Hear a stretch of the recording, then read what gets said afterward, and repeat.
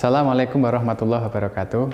Baiklah, teman-teman mahasiswa, pertemuan yang lalu saya sudah menjelaskan, memberikan pengantar kepada mata kuliah kita, yakni ilmu Al-Quran dan ilmu hadis.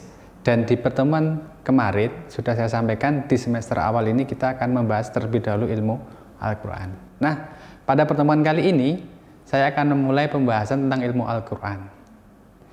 Pembahasan ilmu Al-Quran yang pertama, saya ingin mengenalkan apa itu Al-Quran. Saya kira Anda semuanya sudah pernah tahu apa itu Al-Quran. Karena Al-Quran adalah pedoman kita bersama, jadi kita semua sudah tahu wujudnya seperti itu. Namun, secara detail, apakah benar-benar kita paham atau tahu apa itu Al-Quran? Oke, langsung saja kita lihat kenapa dinamakan Al-Quran. Yang ada di depan layar Anda ini adalah mushaf Al-Quran yang pertama atau yang dahulu. Pada zaman Nabi atau zaman sahabat hanya seperti ini tulisannya. Tidak ada harokatnya dan tidak ada titik-titiknya. Tetapi semua para sahabat, para tabi'in bisa membacanya. Kenapa? Karena mereka orang Arab dan faham serta hafal isi Al-Quran atau hafal tentang lafal-lafal di dalam Al-Quran. Ini Al-Quran pertama. Mungkin kalau saya suruh baca, di antara kalian ada yang bisa, mungkin hanya bisa baris pertama ya. Bismillahirrahmanirrahim. Teman selanjutnya, ada yang bisa membacanya? Surat ini populer sekali. Saya kira ini surat atau ayat yang pas berada di tengah-tengah Al-Quran atau di juz 15. Ayat ini menjelaskan tentang peristiwa Nabi memperoleh wahyu sholat, yakni peristiwa Isra Mi'raj. Subhanalladzi asra bi abdihi lailam minal masjidil harami ilal masjidil aqsa. Nah, pasti tahu kalau ayat ini saya bacakan.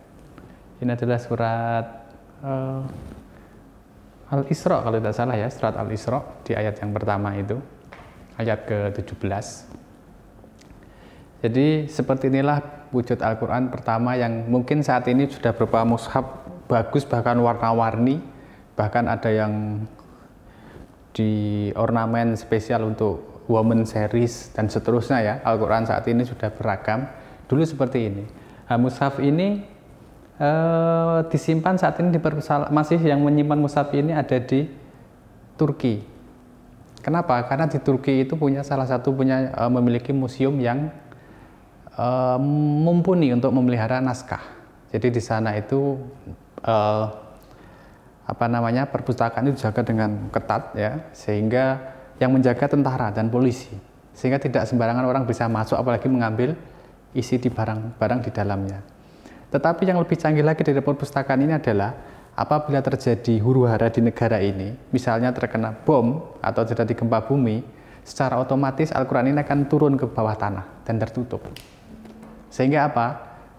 Bukti-bukti sejarah masa lalu masih akan tersimpan di perpustakaan di Turki ini. Sehingga Turki ini adalah salah satu perpustakaan yang luar biasa. Sehingga naskah Al-Quran dulu pun tersimpan di sana. Oke, Al-Quran ini dinamakan Al-Quran berasal dari kata qoro'a yang artinya mengumpulkan atau menghimpun, atau padanannya adalah, masdarnya adalah kata Quran adalah kata kiro'ah, yang wazan masdarnya qoro'a, kiro'atan, wa Qur'anan, artinya mengumpulkan atau menghimpun kata menjadi sebuah lafaz. Makanya tidak berlebihan kalau kita menyatakan Al-Quran ini adalah bacaan. Karena apa? Intinya adalah qoro'a ini mengumpulkan kata menjadi sebuah lafaz atau menjadi sebuah bacaan. Lebih spesifik lagi, para ulama ilmu Al-Quran menyatakan Al-Quran adalah wahyu atau firman Allah yang diturunkan kepada Nabi Muhammad, dan membacanya termasuk bagian daripada ibadah. Itu secara umum Al-Quran yang kita kenal. Secara khusus, Al-Quran ini sudah kita tahu adalah nama dari sebuah kitab suci bagi umat Islam, di mana ada kitab Injil, yang dibawa oleh Nabi Isa, kitab Taurat oleh Nabi Musa, dan kitab Zabur oleh Nabi Daud. Itu tadi sekilas penamaan tentang Al-Quran. Kemudian nama dan sifat Al-Quran. Ternyata Al-Quran itu di dalam Al-Quran sendiri Allah menyebutnya tidak sekedar dengan sebutan Al-Quran. Terkadang dengan sebutan Alkitab. Dzalikal kitabu la raiba fi. Alkitabu yang dimaksud di dalam firman Allah ini adalah Al-Quran itu sendiri. Terkadang juga disebutkan dengan nama Al-Furqan. Ada juga Adz-Dzikra, atau yang terakhir juga At-Tanzil. Jadi Al-Quran sendiri menyebut Al-Quran di dalam kitab suci Allah sendiri dengan sebutan ini. Ada 5 sebutan daripada Al-Quran. Jadi kalau Anda menyebut Alkitab, bukan berarti Alkitab itu kitab Injil ya, tapi nama lain daripada Al-Quran juga Alkitab. Adapun sifat-sifat Al-Quran itu, yang kita kenal Al-Quran ini memiliki banyak sifat, diantaranya adalah An-Nur, cahaya. Dia memberikan penerangan pada hati seseorang yang gusar, susah, dan seterusnya. Karena Nabi Muhammad sendiri ketika merasa gelisah, dia akan memalingkan wajahnya ke langit, kemudian turunlah sebuah ayat yang memberikan ketentraman pada diri Nabi Muhammad. Cahaya, mau'izah, nasihat. Di dalamnya banyak sekali nasihat-nasihat, dan juga as-sifa, juga termasuk pengobatan. Ada obat dalam Al-Quran, ada Al-Huda, petunjuk sudah pasti, Rahmat, Mubin, menjelaskan sudah pasti. Al-Quran banyak memberikan penjelasan. Al-Mubarak, yang diberkati. Al-Busra, memberi kabar gembira. Banyak sekali kabar gembira dalam Al-Quran. Aziz, yang mulia. Oleh karena itu umat Islam sangat memuliakan yang namanya Al-Quran. Bahkan untuk membacanya saja kita harus dalam keadaan suci. Maka teman-teman ketika memegang mushaf tolong diletakkan sebagaimana mestinya, karena Al-Quran ini masuk jadi Aziz, yang mulia, Majid, yang dihormati. Ini Al-Quran ini wajib kita hormati. Siapa lagi yang akan menghormati Al-Quran kalau tidak kita bersama? Nah, selain Al-Quran, sumber ajaran kita ini adalah yang namanya hadis, dan juga ada yang namanya hadis qudsi. Seperti apa bedanya antara Al-Quran, hadis qudsi dengan hadis atau Al-Quran, hadis dan hadis qudsi. Nah, bedanya seperti ini. Kalau Al-Quran, ketika Nabi Muhammad pertama kali menerima wahyu itu, Nabi Muhammad menerima wahyu itu dari malaikat Jibril melafalkan, kemudian Nabi Muhammad mengikuti sama persis apa yang disampaikan Jibril kepada Nabi Muhammad. Jadi lafal maupun pemaknaannya itu langsung dari Allah Subhanahu wa ta'ala. Jadi malaikat Jibril sendiri yang menyampaikan wahyu Al-Quran ini. Itu kalau Al-Quran. Sementara kalau hadis qudsi, itu Nabi mendapat pemahaman dari Allah, mendapatkan wahyu dari Allah, akan tetapi pelafalannya itu dengan gaya bahasa Nabi atau dengan gaya bahasa orang-orang Arab. Walaupun sama-sama bahasa Arabnya, bahasa Al-Quran dengan bahasa hadis itu berbeda, baik dari segi keindahan bahasanya, dari segi muatannya itu sangat berbeda. Jadi kalau hadis qudsi itu juga dari Allah, akan tetapi lafalnya Nabi sendiri yang melafalkannya. Biasanya dia akan dinisbatkan. Jadi dari Abu Hurairah mendengar atau menceritakan atau qala Rasulullah SAW berkata, qala Allah Ta'ala, Allah berfirman. Biasanya redaksinya seperti itu. Ya, ketika teman-teman melihat redaksi seperti ini, inilah yang dinamakan dengan hadis qudsi. Ada kitab khusus tersendiri yang menghibur tentang hadis qudsi, karena hadis qudsi ini tidak banyak jumlahnya, sekitar 200 sekian hadis saja yang termasuk hadis qudsi. Jadi hadis qudsi dengan Al-Quran ini hampir mirip, sama-sama diturunkan dari Allah, hanya saja kalau Al-Quran ini lafadznya langsung dari Allah, kalau hadis qudsi Nabi Muhammad sendiri yang melafalkannya. Sementara kalau hadis itu jelas, semuanya hanya disandarkan, dinisbatkan kepada Nabi Muhammad. Apapun itu yang datang dari Nabi Muhammad, maka dikatakan itu sebuah hadis. Jadi ada dua cara, biasanya Nabi dengan tauqifi, mendapat pemahaman dari Allah, atau taufiki. Yakni apa? Nabi mau menjelaskan isi daripada Al-Quran ini, kemudian penjelasan Nabi tentang isi Al-Quran ini menjadi sebuah hadis yang sifatnya adalah taufiki. Kira-kira jelas ya antara bedanya Al-Quran, hadis dengan hadis qudsi. Nanti kita akan bahas lebih detail hadis seperti apa di pembahasan semester kedua ya. Setelah 6 pertemuan di ilmu Al-Quran kita akan membahas hadis. Oke, saya lanjutkan.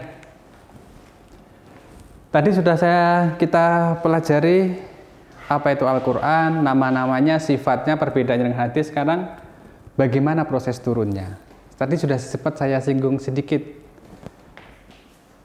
Banyak orang ya, mungkin Anda di wilayah Anda atau dimanapun banyak sekali ketika bulan Ramadan memperingati nuzulul Quran. Biasanya diperingati pada tanggal 17 Ramadan. Nuzulul Quran berarti kan turunnya Al-Quran pada tanggal 17 Ramadan. Karena dalam firman Allah jelas syahrul Ramadan alladzi unzila fihil Quran. Jadi syahrul Ramadan ini Allah menurunkan Al-Quran. Yang lebih spesifik lagi adalah inna anzalnahu fi lailatul qadar. Kami menurunkan Al-Quran ini pada malam Lailatul Qadar. Hadis Nabi lain menjelaskan Lailatul Qadar ini adalah 10 hari terakhir di bulan Ramadan. Yang menjadi pertanyaan, kenapa turunnya Al-Quran diperingati 17 Ramadan seperti yang terjadi di masyarakat kita, sementara Al-Quran menjelaskan turunnya adalah di malam Lailatul Qadar 10 hari terakhir. Kenapa seperti ini? Apakah ini tidak bertentangan tradisi di masyarakat kita? Nah, hal ini akan bisa kita jelaskan kalau kita melihat proses turunnya Al-Quran. Ternyata Al-Quran itu proses turunnya tidak hanya 1 kali, tapi ada 2 kali.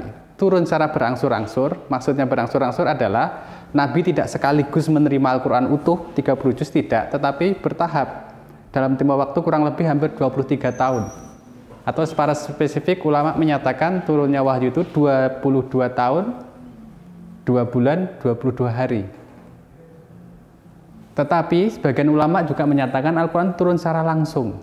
Jadi ada proses turun yang pertama dari Lauhil Mahfud ke Baitul Izzah, ke langit dunia. Nah, turunnya Al-Quran pertama ini atau secara langsung ini para ulama meyakini adalah pada malam Lailatul Qadar tadi. Kemudian dari Baitul Izzah oleh malaikat Jibril diturunkan kepada Nabi Muhammad secara berangsur-angsur atau bertahap sesuai dengan kondisi. Yang pertama kali turunnya adalah surat Al-Alaq, tapi tidak lengkap, hanya ayat 1 sampai 5. Sebagian ulama menyatakan ayat pertama kali yang turun secara lengkap adalah surat Al-Mudaththir. Oke. Saya sampaikan tadi Al-Quran turun berangsur-angsur selama kurang lebih 23 tahun. Kenapa mesti berangsur-angsur? Tidak langsung berupa utuh sehingga Nabi ketika ada pertanyaan atau ada hal tinggal membuka kitab, tidak. Tapi ada ada faedahnya kenapa turunnya berangsur-angsur. Yang pertama adalah menguatkan hati Nabi. Kenapa menguatkan hati Nabi? Ketika Nabi baru pertama berdakwah Islam, banyak sekali guncangan-guncangan atau serangan-serangan, tekanan-tekanan dilakukan oleh orang-orang Quraisy yang menyerang diri Nabi. Nah, ketika Nabi dalam keadaan susah, tidak punya jalan keluar, turunlah petunjuk atau turunlah ayat yang memberikan jalan keluar bagi Nabi. Inilah maka turunnya secara bertahap. Pertama menguatkan hati Nabi, kedua memudahkan hafalan dan pemahamannya. Ketika turunnya itu sedikit demi sedikit, maka Nabi menerima wahyu, kemudian menyampaikan ke sahabat. Jadi prosesnya turun Al-Quran itu ketika Nabi memperoleh wahyu, Nabi biasanya memanggil juru tulisnya atau sekretarisnya. Karena Nabi sendiri kita kenal ummi, tidak pandai menulis dan tidak pandai membaca. Kenapa demikian? Karena memang Allah sudah men-settingnya demikian, supaya apa? Supaya menunjukkan kemujizatan Al-Quran. Kenapa? Andai kata orang yang melafalkan Al-Quran ini orang yang pandai menulis dan pandai membaca, orang akan berpikir, oh itu wajar. Muhammad itu orang yang pandai menulis dan membaca, maka dia bisa menulis syair-syair Al-Quran. Tetapi Muhammad ini adalah orang yang ummi, tidak bisa menulis dan membaca, kok tiba-tiba bisa menyampaikan Al-Quran dengan syair yang bagus dan indah, dengan maknanya yang sedemikian. Maka orang pasti akan berpikir, ini adalah kalamul bashar atau perkataan dari langit atau dari Tuhan. Maka ada faedahnya kenapa Nabi itu bukan orang yang pandai menulis dan membaca. Maka ketika ayat itu turun, Nabi memanggil Zaid biasanya untuk dituliskan. Setelah tulis dibacakan oleh Zaid di hadapan Nabi. Ketika itu sudah oke, baru disuruh menyimpannya. Relevan dengan peristiwa. Oke, ayat Al-Quran turun itu banyak sekali yang turun berkaitan dengan peristiwa. Ya, contoh peristiwa ketika orang-orang Quraisy itu mendatangi Nabi, orang-orang kafir itu mengajak berdamai Nabi. Ya Nabi, sudahlah kita tidak ada bermusuhan, kita berdamai saja.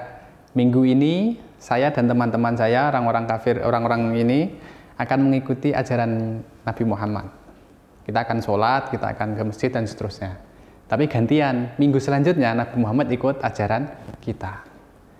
Peristiwa ini akhirnya apa? Turunlah sebuah ayat surat Al-Kafirun. Qul ya ayyuhal kafirun la a'budu ma ta'budun. Kami sekalipun tidak akan pernah menyembah apa yang engkau sembah, dan kalian juga tidak usah menyembah apa yang kami sembah. Bagimu agamamu sendiri, silakan engkau yakini kebenarannya, dan bagiku atau bagi kami adalah agama kami, biarkan kami yang meyakini kebenarannya. Ini terkait dengan peristiwa biasanya turun sebuah ayat. Selain itu juga menunjukkan tantangan dan mukjizat.